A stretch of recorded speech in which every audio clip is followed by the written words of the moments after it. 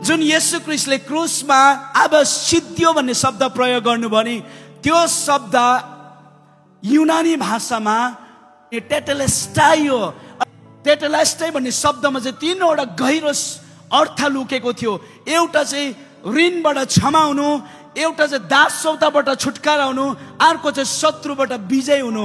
र एउटा व्यक्ति एकैतालमा न त ऋणबाट स्वतन्त्र हुन सक्थ्यो, एउटा व्यक्ति एकैतालमा न त दासौताबाट छुटकारा हुन सक्थ्यो, न त एउटा व्यक्ति एकैतालमा शत्रुबाट विजय हुन सक्थ्यो। तर येशू ख्रीष्टले विजय गर्नुभयो, टेटेलेस्टाई सिद्धियो।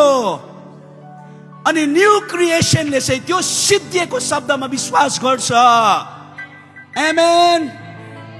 पाउनको निम्ति होइन, पाइसकेको छु भन्ने कुरामा विश्वास गर्छ। तर आज चर्चमा दुई प्रकारको विश्वासी चाहिँ मैले भन्दै दिन्छु नि, एउटा भिखारी विश्वासी, एउटा इम्प्लोइ विश्वासी। इम्प्लोइ जसले चाहिँ काम गरेर परमेश्वरसँग स्यालेरी पाउने हिसाबले परमेश्वरको अगाडि जान्छ। प्रभु मैले 30 दिनको फास्टिङ बसेँ, अब दिनुहोस् न त, है प्रभु मैले लामो उपवास बसेँ, अब त दिनुहोस् न त।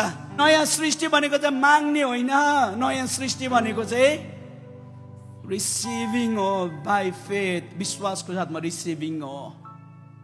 त्यही कारणले गर्दा तपाईँले मैले माग्नुभन्दा अगाडि येशू ख्रीष्टले 2000 वर्ष अगाडि तिरिसक्नु भयो के, बुझ्नुभयो?